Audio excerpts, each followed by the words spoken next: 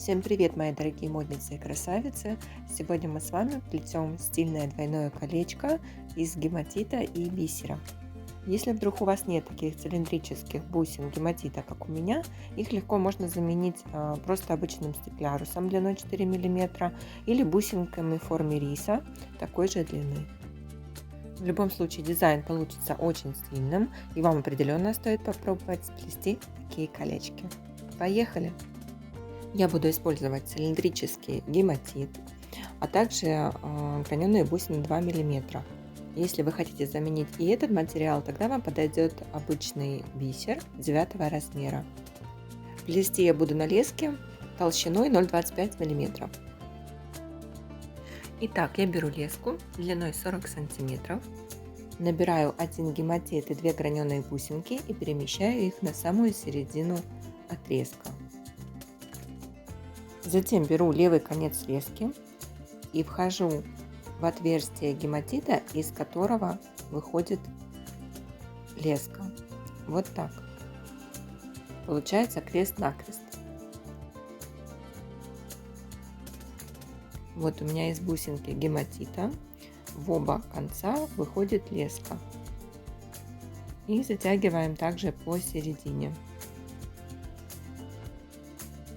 На левую леску набрала 2 граненые бусинки, а правым концом прошла сквозь них крест-накрест, точно так же, как мы делали с бусинкой гематита.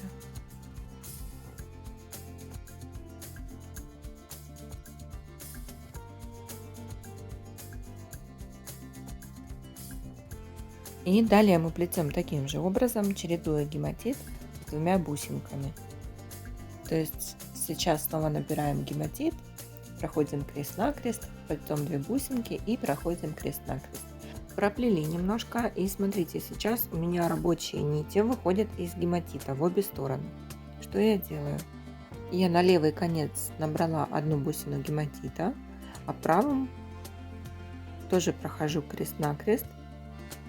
В данном случае это получается сверху вниз. Мне нужно, чтобы 2 бусинки гематита стали параллельно друг другу. Затягиваю леску, и смотрите, сейчас они у меня развернутся нужным образом. Вот так. Сейчас будем плести бантик. На обе стороны я набираю по 1 бусинке и по 1 гематиту. И далее я вхожу 2 концами в 1 граненую бусинку. И получается у нас 1 половинка бантика.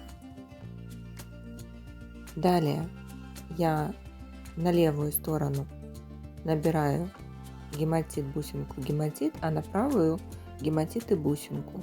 И правым концом вхожу в последний гематит на левой стороне сверху вниз, только через гематит. В другие бусинки я не вхожу. И затягиваю оба конца лески. И смотрите, вуаля, у нас получилась вторая половинка бантика. Далее я набираю 1 гематит на левую леску. Правым концом прохожу через него сверху вниз.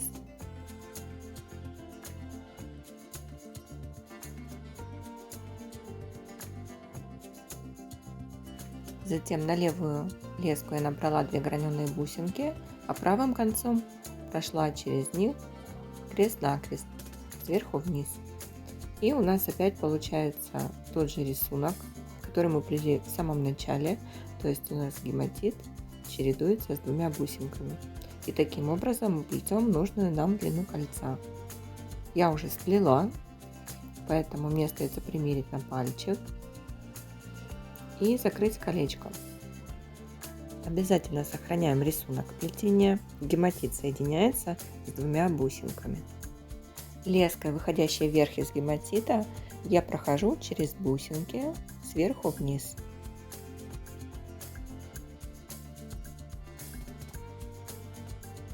А той леской, которая выходит из гематита вниз, я прохожу через эти же бусинки, только снизу вверх. И закрываю плетение.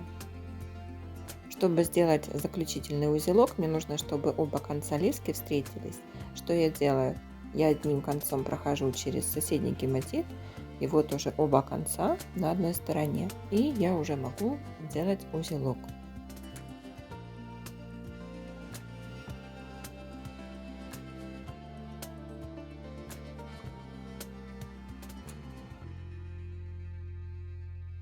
Я делаю тройной надежный узелок.